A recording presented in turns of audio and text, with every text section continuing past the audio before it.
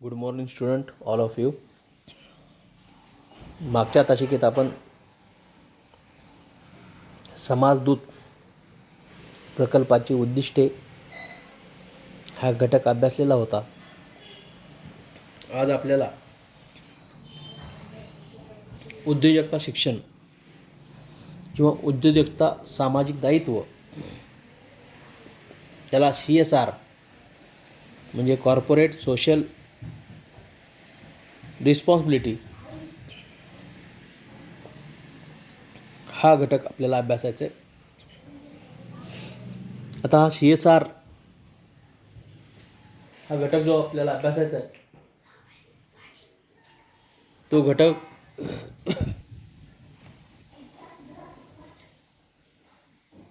भारतीय उद्योगधंद्यांना भारत सरकार विविध प्रकारच्या सवलती उपलब्ध करून देते.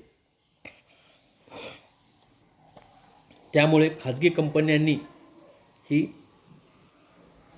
त्यांना झालेल्या उत्पन्नातील नफ्यावर 2% रक्कम सामाजिक बाबींसाठी खर्च करणं आवश्यक असतं. यासंबंधी भारत सरकारने कंपनी कायदा 2013 मधील कलम 135 अन्वये हा कलम आहे, उद्योजक कंपन्यांसाठी सामाजिक जबाबदारीचे धोरण निश्चित केले. त्याची अंमलबजावणी 1 एप्रिल 2014 पासून करण्यात आली. ही अंमलबजावणी आपल्या वार्षिक ताळेबंदात कंपनीला नमूद करावी लागते. जो त्यांचा ऑडिट रिपोर्ट असतो त्याला आपण वार्षिक ताळेबंद म्हणतो. कंपनीच्या ऑडिटमध्ये या गोष्टीची नोंद करावी लागते आणि ही नोंद म्हणजेच CSR कॉर्पोरेट सोशल रिस्पॉन्सिबिलिटी म्हणजे 2% रक्कम त्या कंपनीच्या नफ्यातून कंपनीने सामाजिक दायित्व म्हणून, समाजाचे आपण काहीतरी देणे लागतो म्हणून समाजासाठी खर्च करावी लागतात. या रकमेलाच CSR फंड म्हणतात. आणि हा कायदा 2013 मध्ये कलम 135 अन्वये याची नोंद करण्यात आली होती आणि ते केलेल्या नोंदीची अंमलबजावणी 1 एप्रिल 2014 पासून सुरू करण्यात आलेली आहे. या अंमलबजावणीत आपल्या कंपन्यांना वार्षिक ताळेबंदामध्ये म्हणजे वार्षिक जो त्यांचा ऑडिट रिपोर्ट असतो त्या ऑडिट रिपोर्टमध्ये 2% रक्कम नफ्याच्या सामाजिक कार्यासाठी खर्च केलेली दाखवावी लागते. दाखवणं बंधनकारक केलेलं आहे. यालाच सामाजिक दायित्व, उद्योजकता सामाजिक दायित्व असं म्हणतात. उद्योजकता सामाजिक दायित्व CSR समितीची रचना हे महाराष्ट्र राज्याची कशी आहे हे आपल्याला पाहायचं आहे. त्यामध्ये कोण असतं, कोणाला कोणतं पद असतं हे आपल्याला यावरून लक्षात येतं. या उद्योजकता सामाजिक दायित्व समितीची रचना यामध्ये अध्यक्ष, सचिव शालेय शिक्षण व क्रीडा विभागाचा असतो. या CSR कमिटीचा अध्यक्ष कोण असतो? सचिव शालेय शिक्षण व क्रीडा विभाग म्हणजे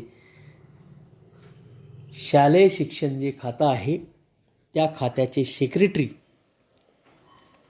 हे या समितीचे कोण असतात? अध्यक्ष असतात.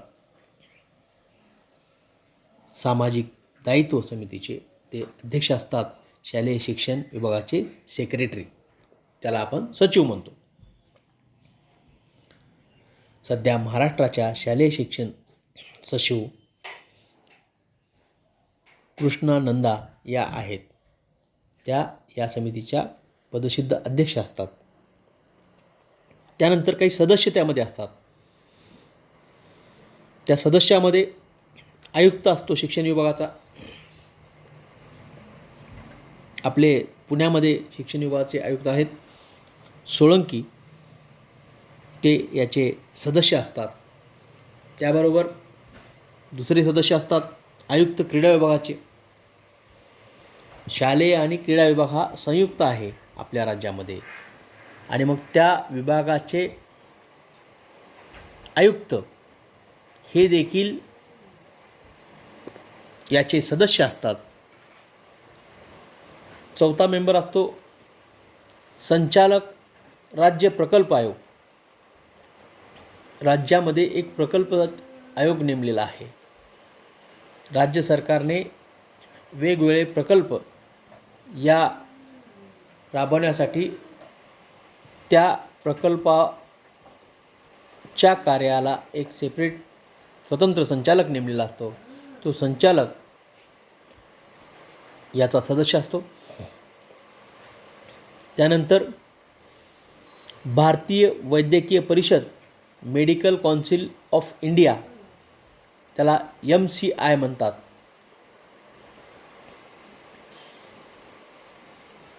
हे MCIचे मेंबर देखील याचे सदस्य असतात. त्यांचाही त्याच्यामध्ये सहभाग असतो. त्यानंतर पुढचे सदस्य NGOचे असतात. NGOचे प्रतिनिधी व शिक्षणतज्ज्ञ हे देखील यामध्ये सहभागी असतात. ते देखील याचे एक सदस्य म्हणून त्यांना घेतलं जात असतं. नॉन गव्हर्मेंट ऑर्गनायझेशन म्हणजे NGO. NGO म्हणजे काय आपल्याला पुढं पाहायचं आहे, आपल्याला अभ्यासक्रमाला दिलेला आहे. ही देखील एक अशासकीय संस्था आहे आणि या संस्थेचा देखील प्रतिनिधी, त्या संस्थेतील शिक्षणतज्ज्ञ हा देखील त्यामध्ये सदस्य असतो. त्यानंतर सदस्य सचिव, उपसचिव, प्रशिक्षण विभाग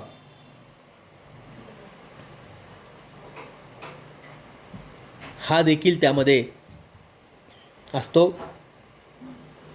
सचिव, उपसचिव, प्रशिक्षण विभागाचा हे त्याच्यामध्ये सहभागी असतात. अशा पद्धतीनं 7 जणांची ही समिती असते.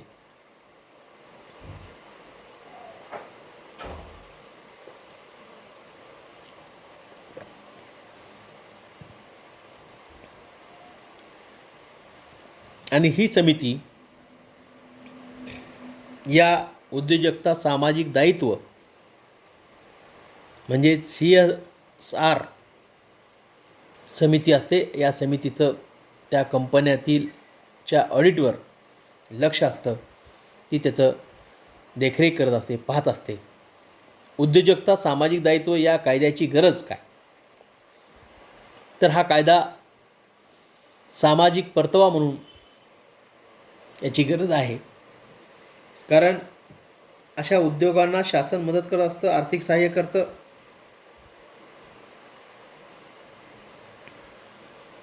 आणि हे आर्थिक सहाय्य शासन जे करतं ते समाजाचाच भाग असतो.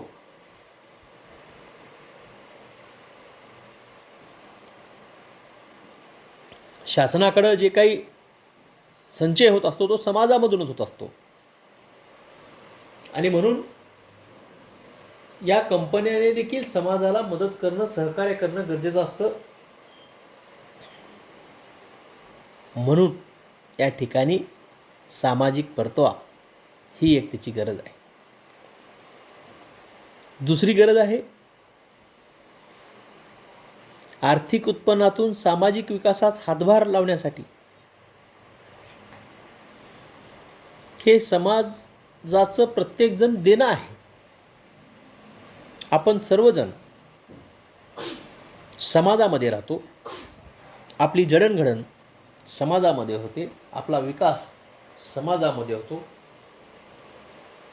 आणि आपल्या विकासात समाजाचं सहकार्य असतं. म्हणून प्रत्येकाचं समाज ऋण फेडणं हे कर्तव्य आहे. आणि या उद्देशानंच आपल्या आर्थिक विकासातून आपल्याला यासाठी हातभार लावणं गरजेचं असतं. आणि यासाठी हे गरज आहे. त्यानंतर मोठ्या उद्योगांना सामाजिक जबाबदारीची जाणीव होण्यासाठी जे मोठे उद्योग असतात, रिलायन्स ग्रुप असेल, टाटा ग्रुप असेल, तुम्ही पाहिला असाल कालच्या कोविड-19च्या काळामध्ये टाटानी किती मोठी मदत कोविडसाठी शासनाला केली आणि समाज ऋण फेडण्याचं काम त्यांनी दाखवलं. ही त्याची नैतिक जबाबदारी असते आणि ही जबाबदारी प्रत्येकजण टाटासारखे फेडतातच असं नाही. काही लोक दाखवतात, काही दाखवत नाहीत. अशा लोकांवर अंकुश ठेवण्यासाठी या समितीची गरज असते. आता रिलायन्स फार मोठा ग्रुप आहे, पण त्याने आपल्याला फार मोठी मदत केलेली पाहायला मिळाली नाही.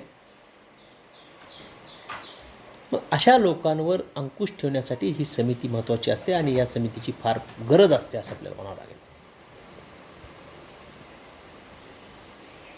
कारण हे लोक मोठे कुणामुळे झालेले असतात? समाजामुळे झालेले असतात. या लोकांचा जो काही उद्योग असेल त्या उद्योग कुणासाठी असतो? समाजासाठी असतो. त्या उद्योगातून निर्माण झालेले घटक कोण वापरतं? समाज वापरतो आणि समाजातून त्याला फायदा मिळालेला असतो. म्हणून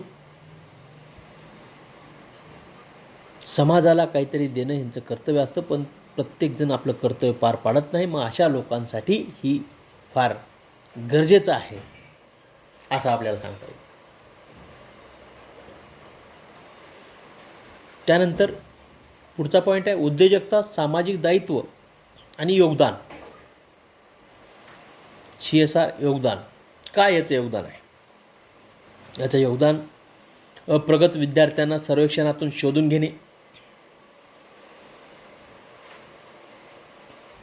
जे विद्यार्थी शिक्षणापासून वंचित आहे अशा विद्यार्थ्यांना शोधून घेऊन सर्वेक्षणाच्या माध्यमातून यांना शिक्षणाच्या प्रवाहामध्ये आणणं, हे देखील या CSRच्या माध्यमातून होतं. त्यानंतर आर्थिकदृष्ट्या दुर्बल घटकांना शिक्षणासाठी मदत करणं,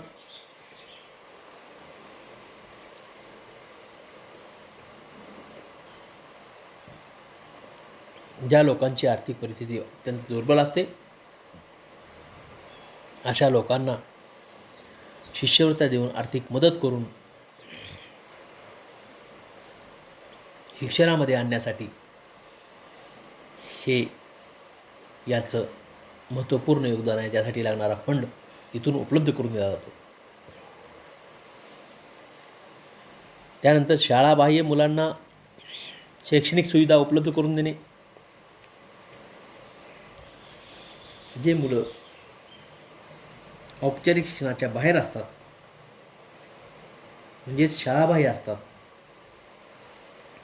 अशा मुलांना शिक्षणाची संधी उपलब्ध करून देणं किंवा शैक्षणिक सुविधा पुरवणं, हे देखील याचं महत्त्वाचं कार्य हे CSR करतं. त्यानंतर शाळामधील भौतिक सुविधा वाढवण्यासाठी प्रयत्न करणे. शाळेमध्ये ज्या काही भौतिक सुविधा आहेत त्या सुविधा वाढवण्यासाठी प्रयत्न करण्याचं काम, म्हणजे शाळेला भौतिक सुविधा पुरवण्यासाठी मदत करण्याचं काम या CSR कमिटीच्या माध्यमातून होत असतं आणि म्हणून हे एक त्याचं महत्त्वपूर्ण योगदान आपल्याला सांगता येतं. त्यानंतर शालेय विद्यार्थ्यांना कौशल्य विकासाचे शिक्षण देणे, स्किल एज्युकेशन म्हणजे कौशल्य विकास. विद्यार्थ्यांचा कौशल्य विकास झाल्यानंतर त्यांच्या हाताला काम मिळू शकतं आणि स्किल ओरिएंटेड शिक्षण विद्यार्थ्यांनी घेतल्यानंतर बेकारी कमी होते. म्हणून कौशल्य विकासाचे शिक्षण देणं हे देखील, यावर देखील यांचं लक्ष असतं. त्याला देखील लागणारी मदत पुरवण्याचं काम हा CSR फंडाच्या माध्यमातून ही कमिटी करते. त्यानंतर नवोपक्रमातील शाळांना गुणवत्ता संवर्धनासाठी सर्वोत्परी मदत करणे, म्हणजे जे काही नवीन उपक्रम शाळांना राबवायचे असतात त्या नवीन उपक्रमाची अंमलबजावणी करण्यासाठी, ते नवीन उपक्रम यशस्वी करण्यासाठी, यशस्वीरित्या राबवण्यासाठी देखील ह्या CSR फंडाच्या माध्यमातून मदत होत असते. त्यानंतर नवोपक्रमामधील शिक्षकांना आर्थिक निधी उपलब्ध करून देणे, त्यासाठी लागणारा जो काही खर्च असतो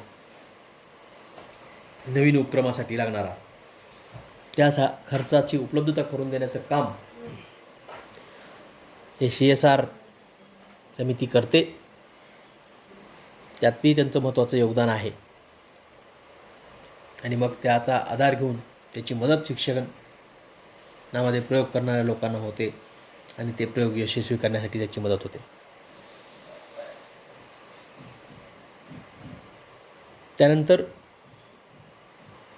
नवोपक्रमामधील शिक्षकांना आर्थिक निधी उपलब्ध करून देणे, दत्तक शाळा, दत्तक विद्यार्थी योजना राबवणे.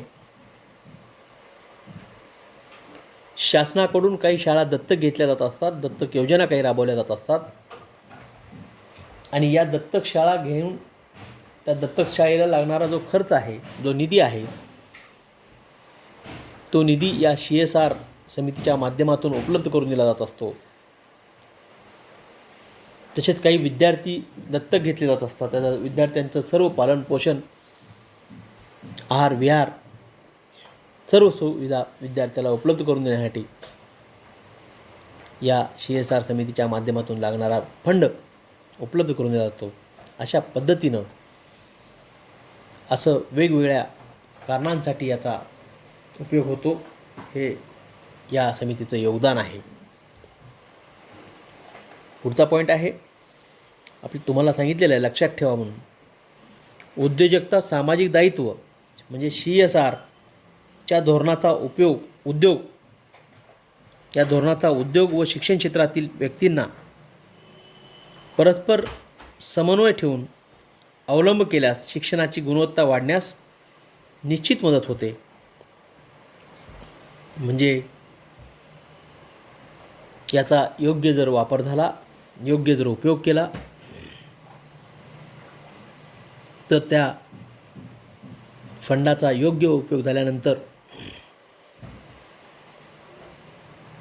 गुणवत्ता विकास किंवा गुणवत्ता वाढ किंवा गरजूवंतांना मदत हे नक्की मिळते. आणि यासाठीच शासनाने यामध्ये बदल करून 2013 मध्ये कलम 135 मध्ये बदल करून ही योजना 1 एप्रिल 2014 पासून अंमलात आणलेली आहे. आणि त्याचा फायदा सर्वसमावेशक आणि सर्वसामान्य लोकांना, सर्वसामान्य विद्यार्थ्यांना व्हावा, म्हणजेच सामाजिकदृष्ट्या त्याचा उपयोग व्हावा, हा उद्देश आहे. आणि यालाच CSR म्हणजेच कॉर्पोरेट सोशल रिस्पॉन्सिबिलिटी, उद्योजकता सामाजिक दायित्व असं म्हणतात. आता तुम्हाला उद्योजकता सामाजिक दायित्व म्हणजे काय हे लक्षात आलं असेल. आणि या उद्योजकता सामाजिक दायित्वाच्या माध्यमातून जे काही उद्योग क्षेत्रातील लोकांनी नफा मिळवलेला असतो, त्या नफ्याच्या फक्त 2% खर्च त्यांनी सामाजिक कार्याला करावा, हा त्या मागचा उद्देश असतो. हे आता लक्षात आलेलं आहे. आणि मग त्याची रचना कशी असते हे देखील आपण पाहिलेलं आहे. उद्याच्या तासिकेत पुढचा यातला घटक आहे तो म्हणजे अशासकीय संस्था, त्याला NGO म्हणतात, नॉन गव्हर्नमेंट ऑर्गनायझेशन म्हणजे NGO. हे NGO म्हणजे काय आणि त्या NGOचे काय कार्य आहेत हे आपण उद्याच्या तासिकेत पाहणार आहोत. आज आपण इथंच थांबूया.